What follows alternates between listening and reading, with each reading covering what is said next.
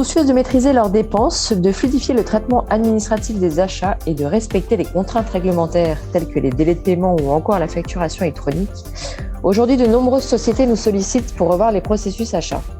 Ce sujet devient même une préoccupation clé des directeurs financiers et des directions générales de toute taille, PME, ETI et grandes entreprises. C'est pourquoi aujourd'hui, je suis très heureuse d'accueillir Margot et Jean-Mathieu qui vont venir nous éclairer sur leurs problématiques clients. Bonjour à tous les deux. Bonjour Camille. Bonjour Camille. Alors, tout d'abord, on va parler étapes du processus et irritants. Margot, est-ce que tu peux nous présenter les grandes étapes du cycle achat ? Oui Camille, donc le processus achat, qu'on le nomme aussi Purchase to Pay ou P2P, se décompose en 3 grandes étapes. La première qui va du besoin à l'achat, avec la planification des achats, les appels d'offres et la gestion des contrats. La deuxième étape, de l'achat à la commande, qui inclut l'ordre d'achat, la validation de l'achat et la commande. Et enfin, une troisième étape, de la commande au paiement. Donc là, on retrouve la réception de la commande, la facturation de celle-ci et la réconciliation pour s'assurer que le paiement correspond bien à la commande et à la facturation et à ce qu'on a réceptionné. Merci Margot, c'était très clair. Quelles sont les principales caractéristiques d'un processus achat défaillant ? Alors, on en retrouve assez généralement 4 principaux irritants. Le premier, et on l'a vu encore chez un client assez récemment, c'est l'absence de visibilité sur le processus achat. Par exemple, un client là, que j'ai en tête particulièrement, ne connaissait pas ses engagements. Il ne savait pas dire ce qui avait été commandé, les devis qui étaient en cours, et en fait, il n'avait aucune visibilité sur les factures qu'il allait recevoir dans les prochains mois. Et ça, c'est finalement quelque chose qu'on retrouve quasi systématiquement. Le deuxième point, c'est les tâches manuelles chronophages. On les retrouve principalement sur notamment le traitement des factures. On va retrouver par exemple un ratio où on va avoir un comptable qui va gérer 5000, 7000, 10 000 factures, alors que le standard, avec un outil et un processus bien huilé, on va monter sur 25 000 factures par an traitées pour un comptable. Et on peut même aller jusqu'à 50 000 factures par an pour un comptable. Un troisième irritant, je pense qu'il faut mettre en avant également, c'est finalement le délai de traitement de ces factures, parce qu'effectivement, si on n'a pas un outil, un processus bien encore une fois bien huilé, on va pas être forcément dans les délais de traitement, parce la facture finalement on la voit pas arriver, et puis elle arrive parce qu'elle est arrivée en agence, elle est arrivée un peu partout, et en fait elle met 3 semaines à arriver au siège, etc., etc. Et à la fin, au moment de payer la facture, on est déjà en retard. Donc ça, c'est un irritant assez commun, et je l'ai vu encore assez récemment. Et puis de manière générale, c'est un processus qui est insuffisamment encadré, avec pas de seuil d'engagement de dépenses, pas de contrôle des fournisseurs sollicités, etc., etc. Donc c'est un peu les 4 grands irritants qu'on peut retrouver. Et à ceci s'ajoute quelque chose de nouveau là qui s'ajoute, c'est finalement la mise en conformité avec la réforme 2024 qui va obliger les sociétés à recevoir et émettre les factures sous format électronique. Et donc, c'est un nouvel élément qui nous pousse aujourd'hui à aller vers ce type de projet. Si vous souhaitez plus d'informations justement sur ce sujet de la facturation électronique, c'est nous en interne un sujet sur lequel on travaille, et toutes nos équipes sont vraiment sur ce sujet, et on publiera dans les prochaines semaines, les prochains mois, un webinaire qui sera dédié justement à ce sujet. Merci Jean-Mathieu. Donc on a vu pas mal effectivement d'irritants.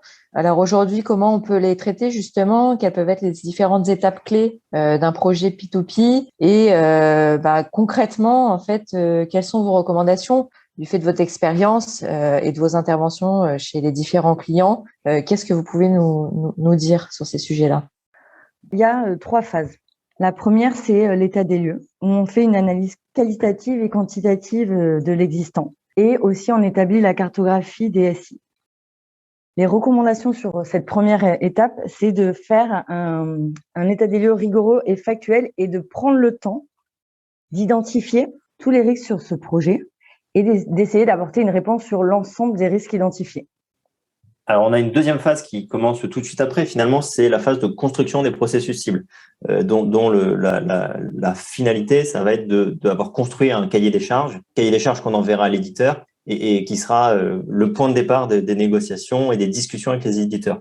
Et puis également, dans cette phase de processus cible, on constitue la shortlist pertinente des solutions. Et si on prend un petit peu de recul et qu'on se donne effectivement quelques recommandations sur cette phase, je dirais qu'il faut être très vigilant de bien décrire les besoins fonctionnels cibles et de poser les choses, de les formaliser et d'être sûr que c'est la cible vers laquelle on veut aller. Et ça se fait finalement type d'achat par type d'achat. Ça, c'est première grande recommandation. Et puis, je dirais aussi, dans un second temps, une fois qu'on a tous ces besoins fonctionnels cibles, on va aller au maximum limiter tous les traitements spécifiques et tout ce qui demain ne sera pas géré nativement par un outil.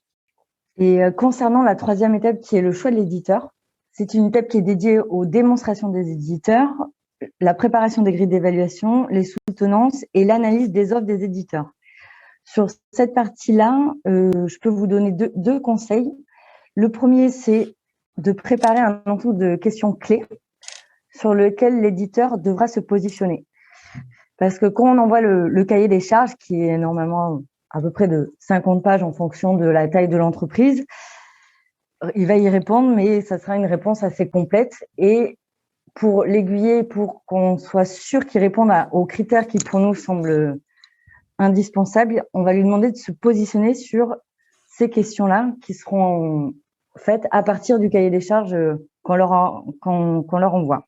Et le deuxième conseil sur cette partie, c'est de préparer une grille d'évaluation qui sera fait avec des critères factuels afin de permettre d'apporter du rationnel lors de la sélection de l'éditeur. Merci à tous les deux. Donc, c'est vrai qu'on a pu voir les trois grandes phases du projet et les différentes recommandations, mais finalement, en termes de timing, quelle est la durée de ce type de projet ? Alors, on a plusieurs critères qui vont entrer en considération. On a effectivement la taille de l'entreprise, la complexité, son organisation, son volume de flux. Mais globalement, ce qu'on peut dire, c'est que ça va d'un minimum de 4 mois à un maximum de 8. Et là, pour vous donner un exemple concret, sur notre dernière intervention, ça a duré quasiment 5 mois. Et une fois qu'on a fait ces 5 mois, en fait, derrière démarre la phase d'implémentation avec l'intégrateur qui va jusqu'à le démarrage, le go live de la solution. Merci Jean-Mathieu. Par rapport aux bénéfices attendus sur ce type de projet, Margot ? Je peux vous en donner 4. Le premier, c'est l'amélioration de la maîtrise des risques.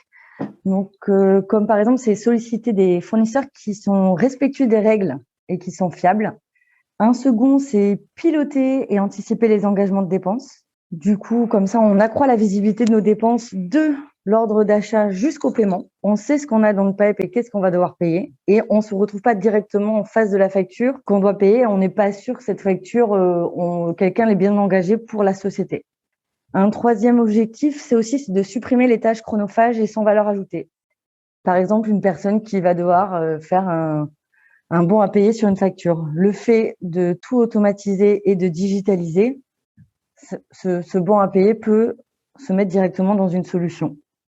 Et enfin, le quatrième objectif, c'est de réduire les dépenses. Du coup, en pilotant mieux les dépenses, on arrive à massifier les achats et contrôler au mieux toute la chaîne de l'ordre d'achat au paiement de notre achat. Pour conclure, fort de votre expérience, de toutes les interventions que vous pouvez faire auprès de vos clients, que ce soit PME, ETI, grandes entreprises, est-ce que vous auriez un ou plusieurs derniers conseils en fait à donner ? Tout d'abord, comme tout type de projet, je veux dire qu'il faut être assez vigilant sur la tenue et le suivi d'un micro-planning détaillé et évidemment de bien mettre en place une gouvernance projet dès le début qui est claire, comprise de tous et avec un réel sponsorship. Ça, c'est finalement commun à finalement tout type de projet. Et après, on a des choses plus spécifiques sur un projet de type P2P, où là, on va d'abord commencer par bien déterminer le périmètre de jeu. C'est-à-dire quels sont les achats qui sont concernés par le projet. Est-ce qu'on parle de frais généraux, de marchandises, quels sont les volumes, etc. Et tout ça, ça va nous permettre d'identifier, comme on l'a vu chez un client récemment, finalement des cas particuliers. Des cas particuliers qu'on va sortir du projet, puisqu'on va peut-être décaler une partie des achats en note de frais. C'est quelque chose qu'on peut faire. On va mettre en place une picarde, etc., etc. Et tout ça, ça découle du fait qu'on a bien déterminé le périmètre de jeu et qu'on a bien cartographié les achats en amont. De la même manière, deuxième conseil, c'est qu'on cartographie l'acte d'achat. Donc, c'est-à-dire qui va acheter, comment il va acheter, auprès de combien de fournisseurs, etc., etc. Et ça, encore une fois, c'est pour le coup essentiel. On le voit à chaque projet, c'est assez récurrent. Et le dernier point, et pour le coup, j'insisterai sur celui-là parce que c'est un point qui est souvent négligé, c'est la conduite du changement. La conduite du changement, peut l'avoir sur beaucoup de projets, mais sur un projet P2P, il faut bien se dire que demain, les personnes qui vont utiliser l'outil, ça peut être finalement beaucoup de personnes, c'est toutes les personnes qui vont acheter. Et selon les entreprises, ça peut être beaucoup de personnes. Et là, dans la dernière expérience qu'on a eue, on parlait de 200, 300 personnes. Et donc, du coup, si on les a pas embarqués dès le début, si on n'a pas été extrêmement vigilant sur la partie conduite du changement, et ben en fait, on peut avoir coché toutes les cases, avoir très bien réussi sur toute la longueur et arriver au bout. Et en fait, on a négligé cette partie conduite du changement en se disant ça ira. Et en fait, des fois, ça peut faire péricliter des projets ou du coup ou du moins les mettre dans des situations un peu compliquées. Donc, pour le coup, soyons très vigilants sur cette partie conduite du changement et ne la négligeons surtout pas sur un projet de ce type. Un grand merci Jean-Mathieu et Margot pour ces témoignages. Finalement, quels que soient vos objectifs derrière l'optimisation du processus achat, la clé de succès est vraiment de réaliser une bonne préparation avant toute mise en place de l'outil de digitalisation. Merci à tous les deux et à très bientôt. Salut Camille. Merci, à bientôt.